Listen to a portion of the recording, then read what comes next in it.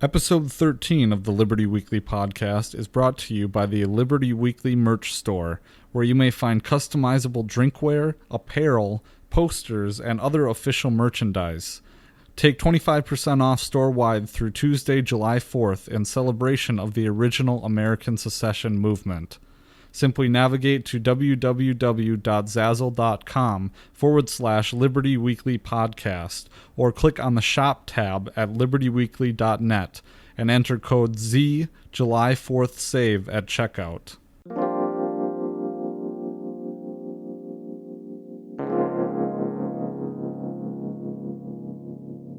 And that's politics and consumer electronics. More particularly, I'm an American conservative/libertarian who's focused on individual liberty, economic freedom, and limited government. But I also like personal computers, gadgets, smartphones, and tablets. Anyone with two brain cells to rub together can see there's bias in the mainstream media. All of it. And while that's something you expect in niche media, it's honestly no different in the mainstream. And in my opinion, there are no objective media outlets in any format that I'm aware of, at least. Not CNN, not PBS, not NPR, not broadcast networks like ABC, CBS, or NBC, not cable networks like CNN, MSNBC, or the one beacon of right-wing counter-media, Fox News. And while I'm not a newspaper guy, none of the biggest newspapers out there like the New York Times or the Washington Post are objective.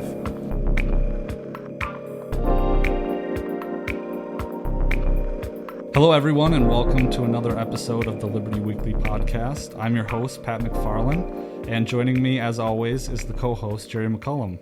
Thank you, Pat. All right, so today we are talking to a very special guest. He has a great YouTube channel entitled Liberty and Tech, where he provides product reviews and political commentary. Ladies and gentlemen, please welcome our second guest on the podcast, Mr. Nick Carroll.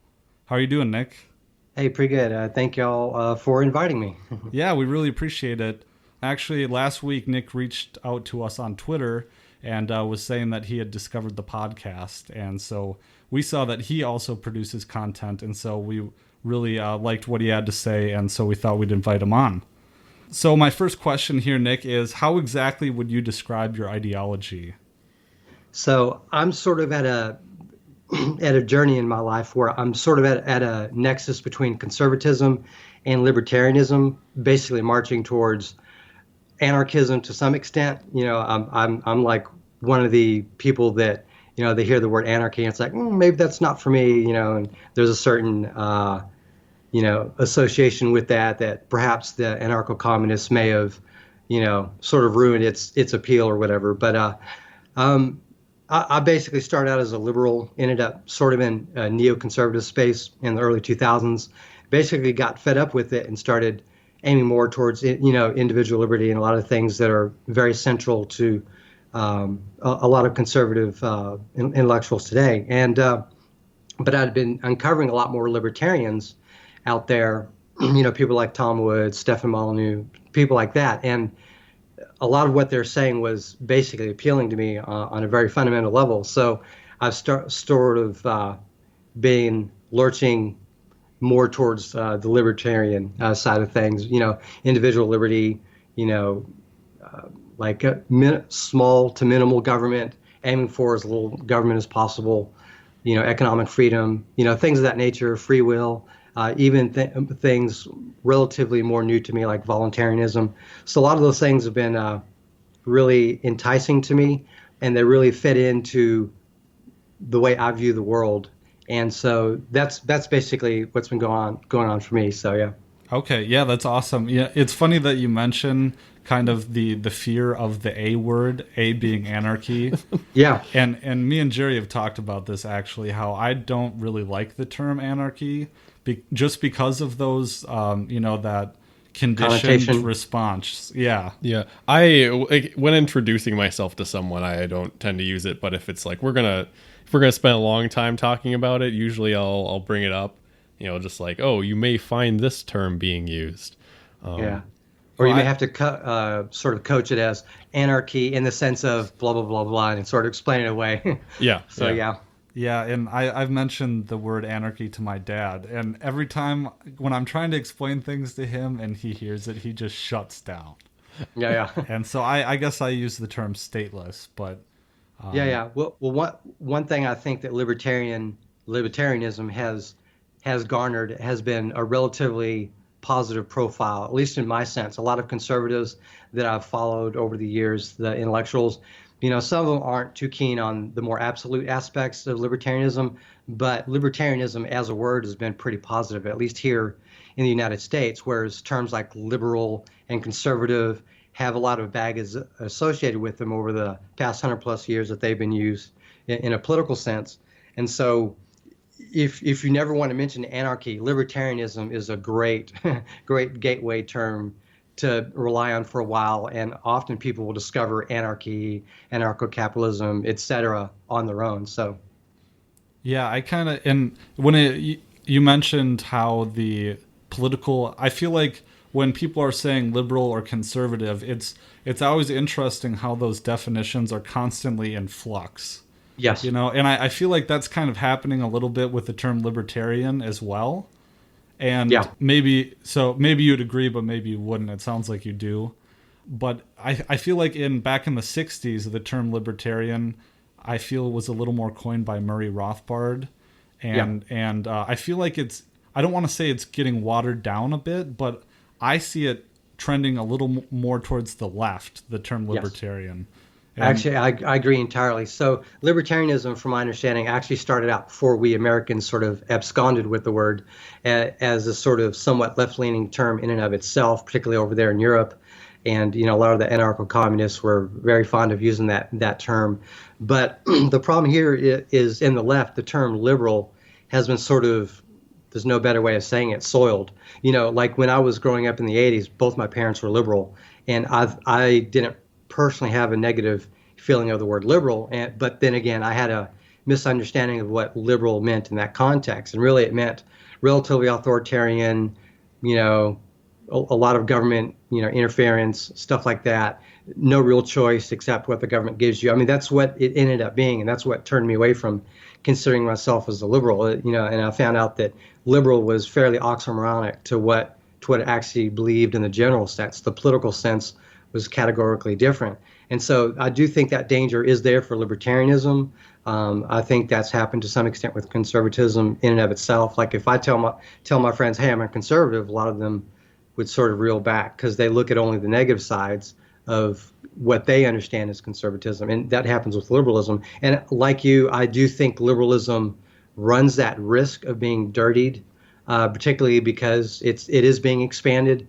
There's a relatively large difference between Gary Johnson, for example, and Austin Peterson, and both of those were presidential candidates for the Libertarian Party, but they were noticeably different in terms of left versus right. Gary Johnson was okay with forcing, bakers to bake, the gay cake, et cetera, that whole line of things, and wasn't for individual liberties like gun ownership and stuff like that, and Austin Peterson was reversed. So I do think libertarianism, especially in the wake of this recent election and without Ron Paul's influence, has sort of waned a little bit. But I do think the net value of the term libertarianism is still better, certainly than anarchy. But I think that people like, you two and Tom Woods and others can sort of keep it from being sullied. At least that's my hope. Yeah, I would agree. I would say that in total it's doing better but I have had experiences where I had to I know I'm not quite like a Gary Johnson person. I've had that before. Yeah. I think it's funny how it sounds like different movements rip titles off of each other, because I've definitely heard anarcho-communists refer to themselves as libertarian socialists, which really struck me the first time I heard that. Yeah.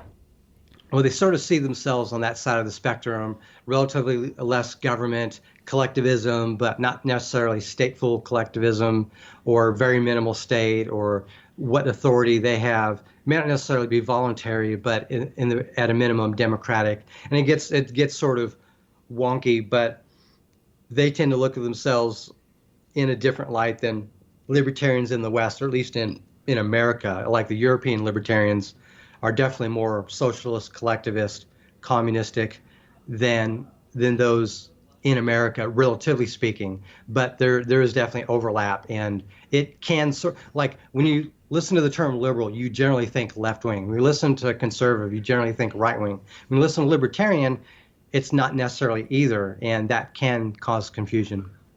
Yeah, and it's funny, the term liberal itself, I've heard like guys at the Mises Institute lamenting the fact that we've lost the term liberal in a certain sense over the years. But you mentioned Stephan Molyneux, actually, and I wanted to talk a little bit about him because in our own journeys, me and Jerry, in discovering voluntarism, he was a large influence. And I know that he, in the wake of him kind of departing for the alt-right, he's left a bit of a crater, in a sense, of all these people who were brought into voluntarism from his content, and now he's kind of departed from it. I wanted to ask what you think about, I guess, his departure, or how he brought you into the movement. Yeah, so the interesting thing that I found out about Stephan Molyneux, essentially from the Honey Badgers, and as a result of the whole Gamergate controversy that happened a few years ago, and he was just one of the characters that I learned about in the men's rights movement, or very supportive of men's rights, and but also learned over time that he's limited government, that in the past he's looked at himself as an anarchist in his own way, definitely voluntarist, and the interesting thing for him is I think he's had a similar journey to other people, sort of like I think Steve Cantwell and others, where they become what they need to be. And I think that has had maybe a negative impact on libertarianism. Like there's, I know you guys are familiar with Liberty Hangout, at least the prominent person that speaks for the group, he considers himself a paleo-libertarian. And so they tend to focus a little bit on borders, not a focus on like strong nationalism, but maybe a little bit of sense of patriotism, a little bit of, the whole protectionism with regard to the border, protection from other invaders and different cultures that may not respect liberty in the way that we might. And so they look at almost a minarchist form of government, but I can easily see that getting out of control, because just as you can build a wall to keep invaders out, you can keep free people in, and really gum up the works, and, you can run away from there. So with regard to Stephan Molyneux, I think he sort of adapted a little bit, and I think it's in part a reaction to the way the left has reacted. So back when, like George W. Bush was the president, in the early 2000s, Republicans controlled both houses of Congress, at least one of them, and there was this fierce reaction on the left. It was largely anti-war, and Stephan Molyneux would probably be very much in agreement with them on that. But as soon as Obama became president, the left just forgot about all that, and they became exceedingly overbearing and arrogant and authoritarian in their own right. And I think that causes people this sort of reaction. So I think Murray Rothbard and maybe others have talked about this sort of dichotomy between the left and the right, at least in the West, where there's this revolution versus reaction dichotomy. And so you have this revolution, maybe it's violent, maybe it's authoritarian. Well, what is the reaction to that? Well, often it's a response that is often in kind, or authoritarian in its own response, or violent in its own response. And so that's kind of what I think caused Stephan Molyneux to sort of adjust a little bit. And people like Stephen Cantwell, if I'm remembering, I think that's the right guy. If I'm wrong, then someone please correct me, or I'm sure he'll correct me. But long story short is, some people looked at the alt-right or the new right or the alt-light or whatever as an alternative to what they see as ineffectual conservatives that were too busy, sipping on tea or fine wine and complaining about, tax codes or something like that. Meanwhile, there's this sort of, there's invasion of millions of immigrants into Europe and all that stuff. So I think that's what caused Stephan Molyneux to sort of change a little bit, sort of adapt or modify his beliefs. I think he's still extremely pro-liberty, but I think he's a guy that's like, hey, look, ultimately, it's like with the non-aggression principle. You don't want to just be violent towards others, but you want to at least defend yourself. You're not an absolute pacifist. Yeah. So I think that's what's going on there. He's seizing an opportunity. Yeah. Yeah, I and think maybe that's the capitalist in him saying, hey, look, here's an opportunity to be successful in this other light, to adapt to the tides. And maybe he can use that to turn things back towards, libertarianism, voluntarism, anarchy, etc. So. No, I think you have an astute analysis of the whole situation. It makes me think a bit. And I've always respected Stephan Molyneux, and I'll always be open to what he has to say. And it'll be one thing we have talked about, though, as maybe a criticism of him. And Jerry has mentioned this, how he seems to have gotten a little less articulate in the last few years. Did you want to elaborate on that, Jerry? Oh, yeah, I guess it's one thing that I've noticed is, I don't know if you've noticed this as well, since this is a difference between his earlier content and later content, but about the time when he was diagnosed with cancer, he became a lot more flowery in his language. Sorry, I can't speak. And I felt that kind of did a disservice. I remember him talking and saying that he was doing it on purpose and that he wanted to speak more emphatically. I don't know if that's what I was mentioning before. I don't know if you've seen that. Yeah. I personally haven't seen a lot of his content before 2014. I've seen clips of it here and there, and I've heard some of his arguments over time. I think he's trying to reach out to more people, so maybe that's part of the reason why he's dumbing it down.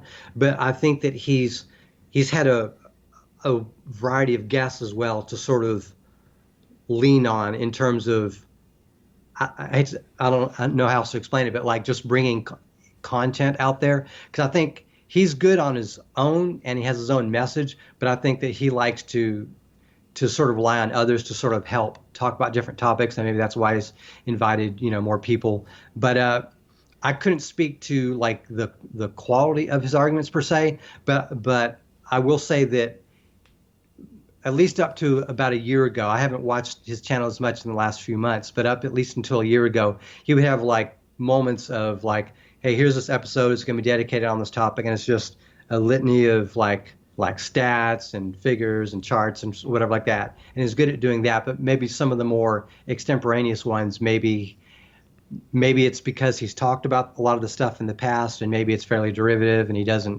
can't creatively expand on that. I don't really know, but those are some things that may possibly be at play. Yeah, he's been doing it for a long time. Yeah, that's a good point, actually. I didn't think about that, Well, I know he's had his free domain radio, like the YouTube channel, and I believe he stopped making content for that relatively recently, or maybe a few months ago, or if so, they were few and far between. He's mostly focused on his primary channel. So it may be a measure of preserving resources, because he's had two fairly popular like YouTube channels per se, and he seems to be focusing on one. So yeah. Well, to move on a little bit here, I wanted to, since we are trying to kind of develop this theme with our own podcast of networking with our peers and trying to help promote our peers and grow, I guess, this little corner of what we're doing here. I really see the podcast as being the way that I am active in the liberty movement and trying to promote these ideas. And I've realized that people are more receptive to these ideas when they're willing to listen and when they come to you. And so I wanted to ask you, what are your favorite content producers, and what plans do you have with your own show?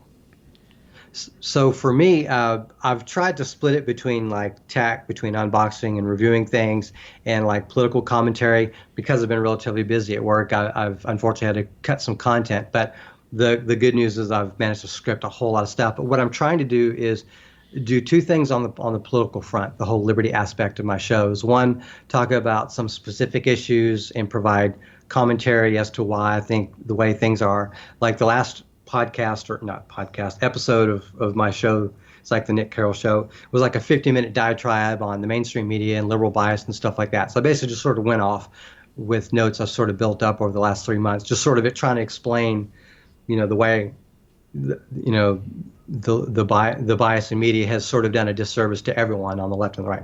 So that would be an example. And the other part is I've tried focusing on like, hey, here's, the difference between, say, a classical liberal and a modern or social liberal today. Or here, I've got videos in the works, explaining here's conservatism as it is today, how the intellectuals describe it. And here's liberalism today, as its own set of intellectuals describe it, stuff like that. So that's the kind of content I'll try to produce on the liberty side of things. On the tech side of things, it's a little bit more mundane. Hey, here's a tablet case I'm going to unbox, or a keyboard, or here's a review of a headset, or stuff like that. And it's usually just like gadgets or consumer items that I find that are interesting. I work in the technology industry as a network engineer, and I've got a long decades history of IT experience and all that kind of stuff. So I don't focus on that as much because the way I look at it, it's relatively bland. But I love gadgets. I like smartphones and tablets and PCs and other things, headphones and all that kind of stuff, whatever, And so I try to, from time to time, hey, if I purchase something, I'll do an unboxing, or maybe I'll do a review. And so that's what I focus on there. And like in the near future, like I've been designing over time a black and yellow desk setup where I've got relatively black desk. Here's yellow accents. Here's like a new tablet case that I bought that's, black and yellow. So I'm sort of going with this whole theme of, black and yellow, libertarian, that kind of thing. So I'm sort of trying to produce different content that at least is interesting to some people, but I'm also exploring libertarianism, at least the way I see it or understand it. And like one of the reasons I like your podcast is, I think you had mentioned in a previous one how Tom Woods described it as sort of a beginners to intermediate level, or a like discussion and topics into liberty, individual liberty, and stuff like that. And to me, that is extremely interesting content. And so I think more people like you need to make this content, because we have a dearth of it. We have a relative lack of content like this out there. And so that's why people like me seek you guys out, because it's like, yes, I finally have someone to listen to that gets the way I think, or they understand me. So. Yeah, well, I really appreciate that, actually. It can be lonely at times, having this ideology, and I guess that's something I've talked about a little bit too, but I guess another reason why I wanted to do this is so I would stop harassing my friends and family with, just constantly going off. I don't know. You're making new friends and family, so exactly. Think of it that way. Yes. And Jerry, did you have any experience with that in your own life? Trying to. Oh yeah, I think I've heard that most people go through this, but I had an evangelical phase that eventually I went through, and now I'm, I would say, more respectful of not annoying people. Yeah. You're maybe agnostic in a sense. Yeah. Yeah. That's kind of what I've gone through. So, like, I've listened to a little bit of Tom Woods, for example, and him and I are of a similar age, and I think him and I have gone through a similar experience in terms of we were both sort of in that Republican mindset, conservatism and stuff like that, and just sort of not fell out of love with it, but more like woke up in the sense that, like, the religious right can go too far and crack down on freedoms in their own way. Even though a lot of conservatives believe in individual liberty, they can be moderate in a sense, and they can go too far. And I think that's what the neoconservative movement became. A lot of the liberals from the 60s through 80s sort of found conservatism, but couldn't quite leave some of the negative aspects of libertarianism behind. Interventionism, compromising on economic policy in order to build up like a military state. And like for me, I was very pro George W. Bush, and I voted for him in 2000, 2004.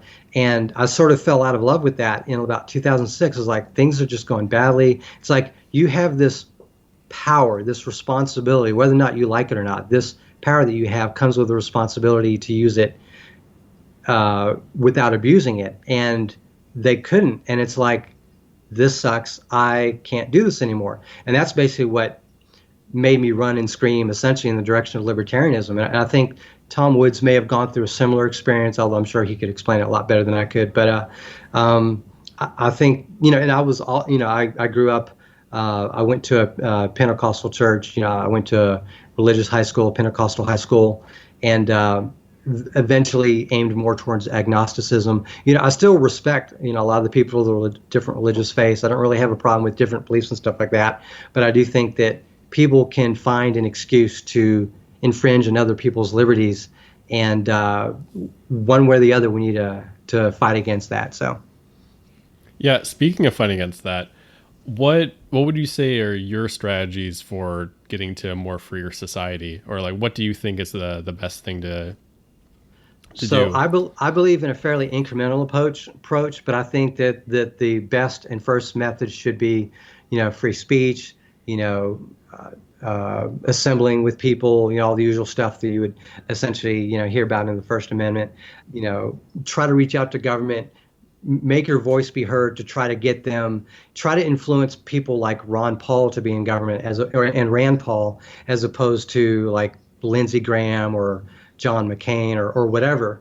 Try to aim for people, and even on the left, there, I just forgot her name. There's a lady that she's in Hawaii, but she's a relatively liberty-minded, left-leaning person. Tulsi Gabbard, is it? Exactly. Thank you. Yeah, and she's anti-war, and more people like that need to find their prominence in the Democrat Party rather than warmongers on the left.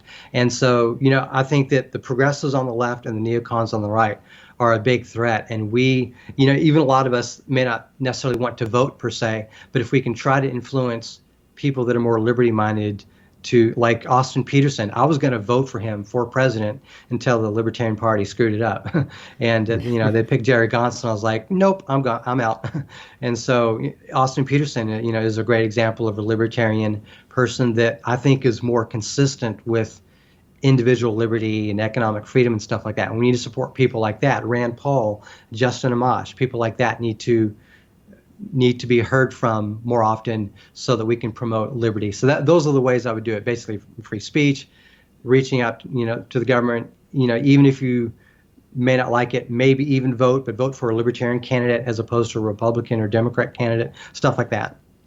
Yeah, and one thing that we did mention, I was thinking when we were talking about who we should be talking to and who we try and reach out to and stuff like that. I wanted to get your opinion on this because it seemed to be a theme throughout some of the videos of yours that I watched. But I have economized to the point where I will not engage those on the left, and I bite my tongue when I'm around those that are on the left. And so I've kind of thought that at this point it's not worth it, and I wanted to get your opinion on that.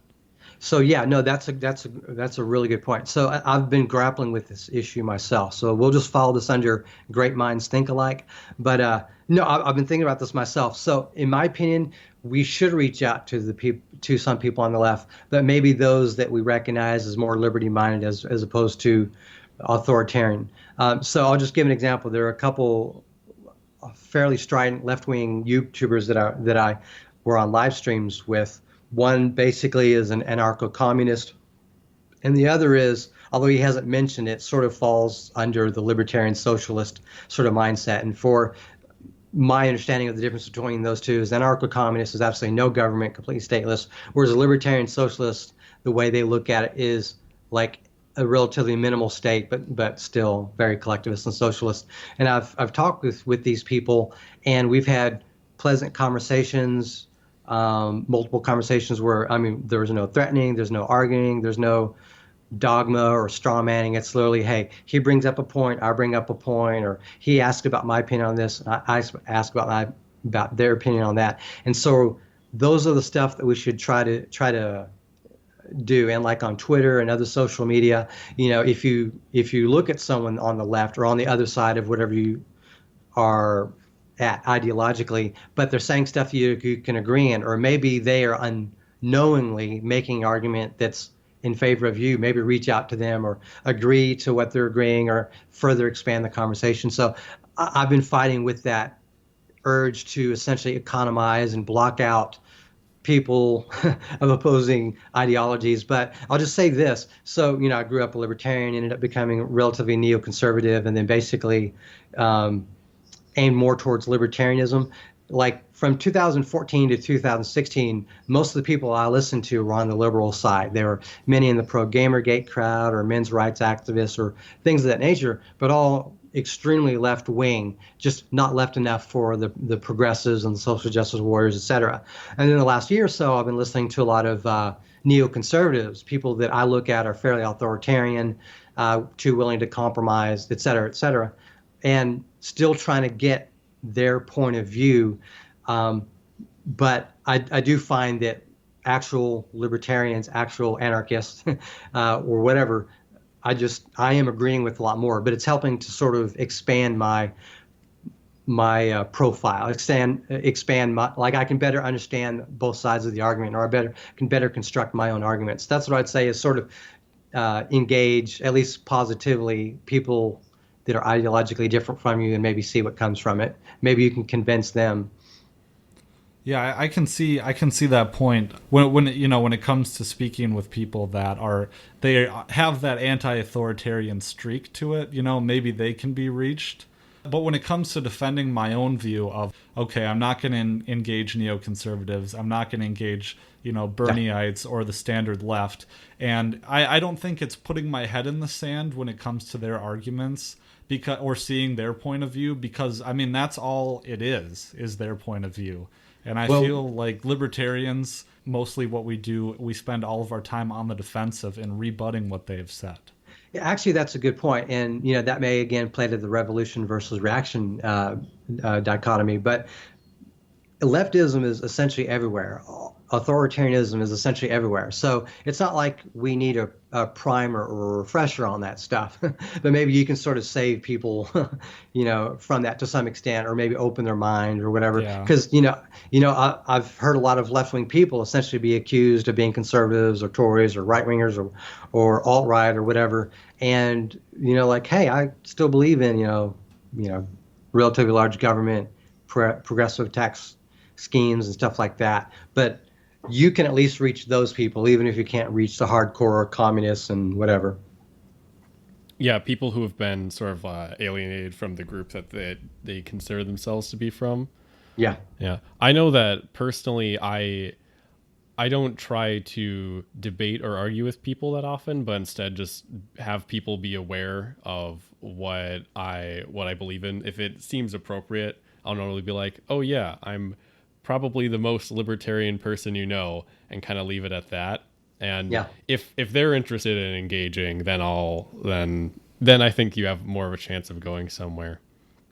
Yeah, one thing I've tried doing on social media, particularly Twitter, is typically what I'll do is, I can see that someone is straw manning someone else, and I tend to basically interject and try to explain why that's a straw man or stuff like that. Or, sometimes someone is essentially trolling, so I'll troll back. I try to own the moral high ground in most of the discussions I have online, but sometimes people are just being goofy. You can be goofy back, maybe have a collegial sort of conversation with others.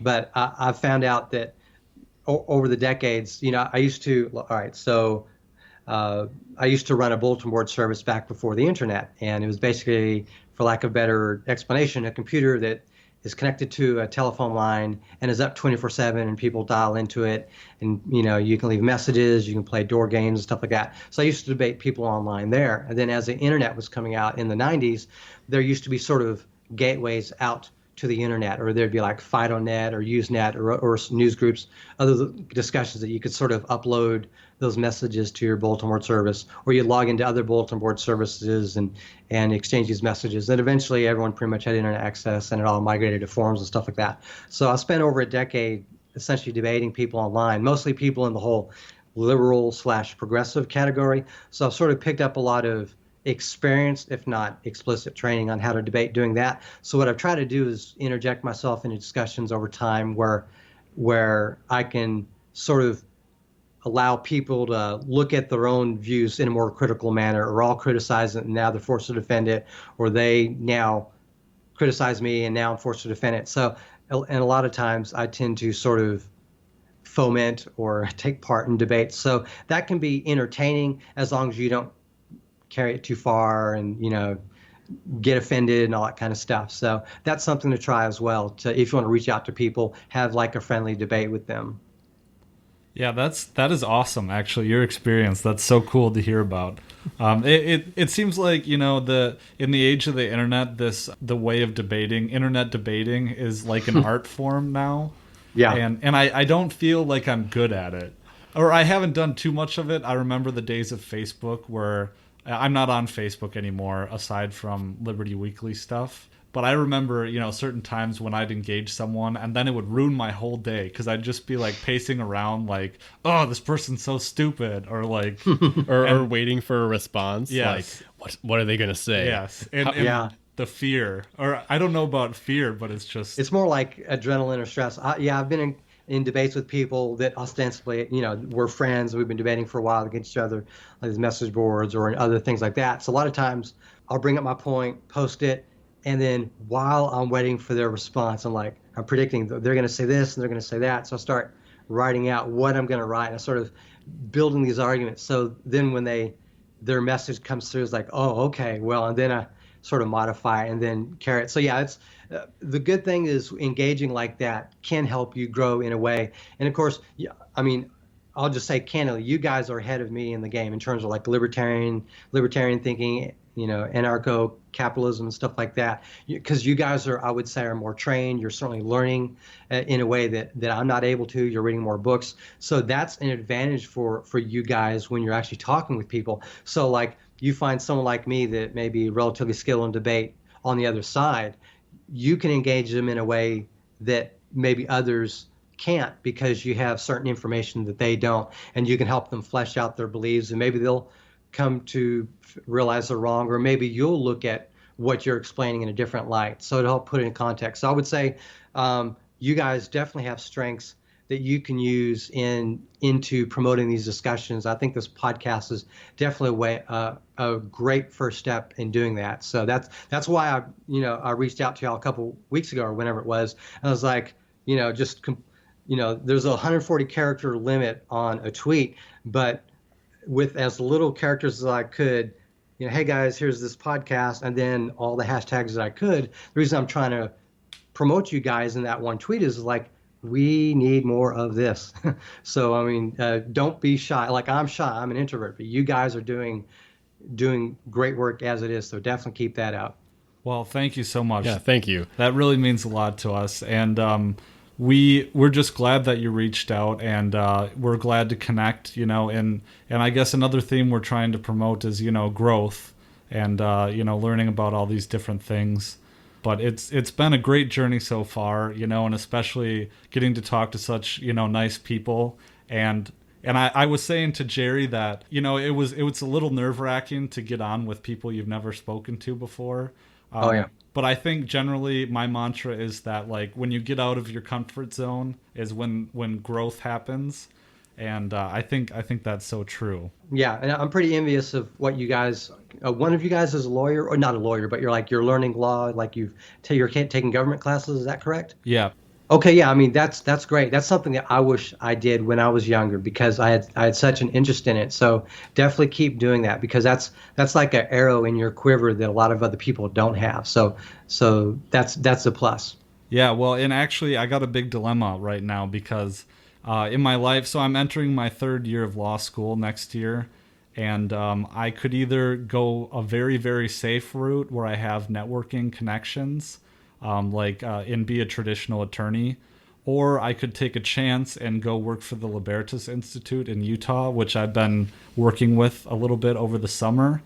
And so I'm trying to decide where to move my wife, and she wants to go back to Utah, and it's just been this huge dilemma in my life. So I'm trying to, feel it out a bit, but I appreciate your kind words. Yeah. I would say the riskier gamble may be more fun for what it's worth. Yeah. So as someone that went the safe route, I'll just say that, maybe the grass is greener on the other side. So that's the way I look at it. Yeah, I feel the same way. I'm trending in that direction. We'll see. Stay tuned, everyone. As we're closing things up here, Nick, can you tell us what is the best way for people to follow you? Basically, I have a YouTube channel. If you just look up Nick Carroll or Liberty in Tech on YouTube, if you just do a search for it, you'll find me. You'll find me on Google Plus in the same way, or on Twitter. I don't use Facebook for anything outside of the personal stuff, but basically Twitter and YouTube are the two places I'd be reached. My online handle for Twitter is Liberty and Tech, but my little name there says Nick Carroll. So if you just search for Nick Carroll or Liberty and Tech, either with Google, in Twitter, or in YouTube, you'll find me. Okay. Thank you so much, Nick. I think that's all for us. I'll be sure to include links to find you in the show notes page, but it's always good to get that audio in so people can just, type on up. Cool. Thank you. And thank you for inviting me, both of you. Thank you. Yeah, thank you too. Okay, everyone. So that was our friend Nick Carroll from Liberty and Tech, whom we will definitely have to get back on the show again in the future. Just a few housekeeping things as we close up here. If you are not yet on the Liberty Weekly mailing list, you are definitely missing out on some awesome bonus content. Aside from getting personalized email updates, we have recently decided to give away both of our ebooks to new email subscribers. And you all know by this point about our ebook, Just Say No to Drug Prohibition. But before we launched the podcast, email subscribers would also get a smaller ebook which focused on debunking the minimum wage. Incidentally, the minimum wage is the subject of next week's episode, so to preface yourself, I would definitely hop on our email list and get a copy of that ebook. In order to sign up for our email list, you can find a link in the show notes page or follow it through our website at libertyweekly.net. Also, we would like to introduce a new way to help support the podcast at no additional cost to you. To do so, we would simply request that you perform your routine Amazon shopping through our Amazon affiliate link, which you may also find in the show notes and at libertyweekly.net in the first horizontal menu. Well, that just about does it for us, so thank you so much for tuning in to this episode of the podcast, and we hope that you all join us for episode 14, which should release on Thursday, and in which we will be debunking the fallacies of the minimum wage.